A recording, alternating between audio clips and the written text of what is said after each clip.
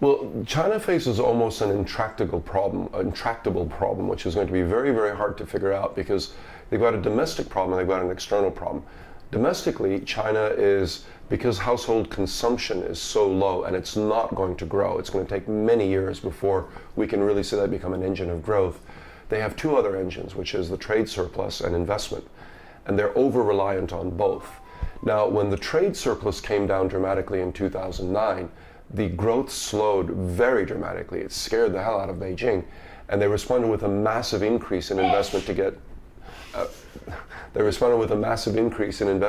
growth back up again. And so those are the two pedals: trade surplus or investment. And I think there's an increasing sense in Beijing that the over-reliance on investment is turning out to be more dangerous than the over-reliance on the trade surplus. So they don't want to keep boosting up investment. So they want the trade surplus to be at least maintained or increased. But the external environment is the opposite.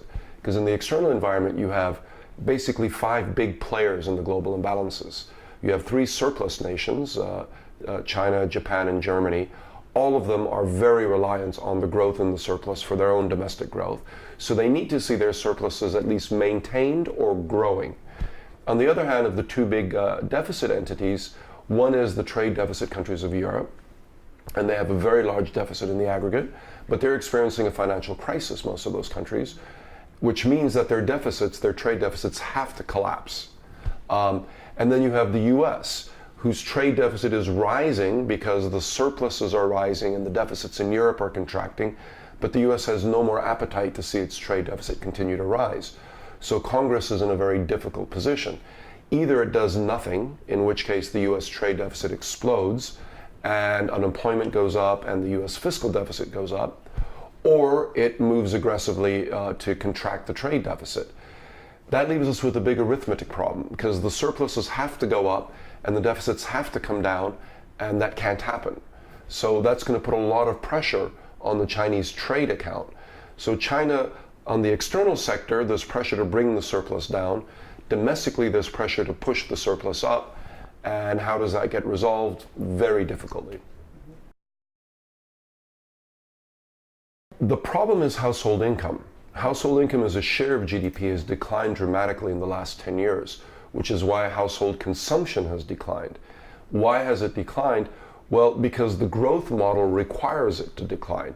You have very low interest rates, which takes money away from savers, which are the household sector, and gives it to users of capital, which are real estate developers and SOEs, state-owned enterprises, local and provincial governments, etc.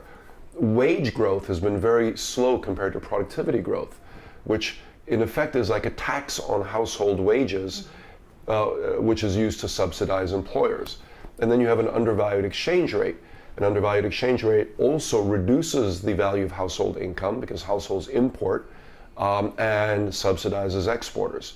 That's generated tremendous growth, but at the cost of the household sector. So if you want consumption to become an engine of growth, you have to reverse all of those. You have to raise interest rates, raise the renminbi, and raise wages. But you have to do it very slowly, because if you do it quickly, you get bankruptcies. And then instead of household income growing, it contracts because people are fired. So it's a very tough position. They need about 8 to 10 years to adjust slowly. But the question is, will the rest of the world wait 8 to 10 years? And I think that's very, very unlikely. My guess is that we will see a version of what happened to Japan, because Japan had a similar problem in the 1980s. It was too reliant on the trade surplus and on investment.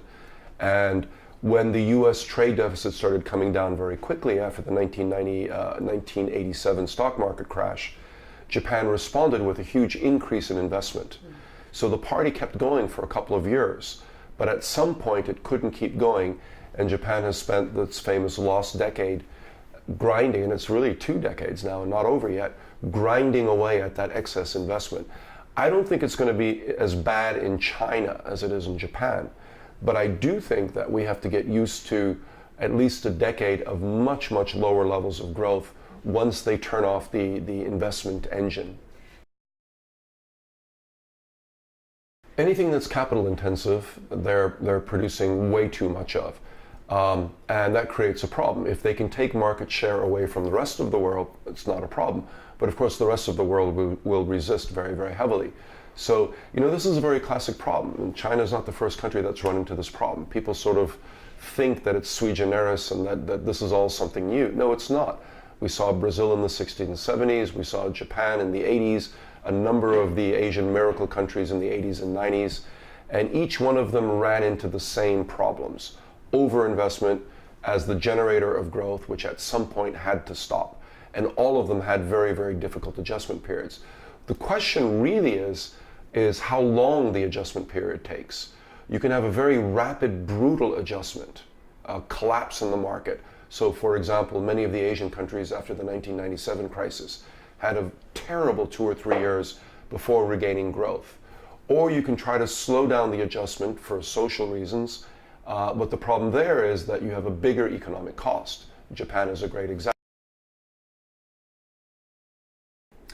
Well, no country has intervened in history to the extent that China has, and no country has ever had a trade surplus as a share of global GDP as large as China's. This is the biggest in history. So from those 2 points, it's hard to argue that there aren't distortions. Now, I would argue that focusing too heavily on the currency is dangerous, because it's not just the currency, it's interest rates, and it's wages. All of those things force up the trade surplus. And what I'm worried about is with so much focus on the currency, that if the world forces China to raise the value of the renminbi too quickly, that's not going to solve the problem, because China will have to respond by lowering interest rates even more. So the trade surplus won't contract, it might even expand, but the imbalances within China will become much, much worse.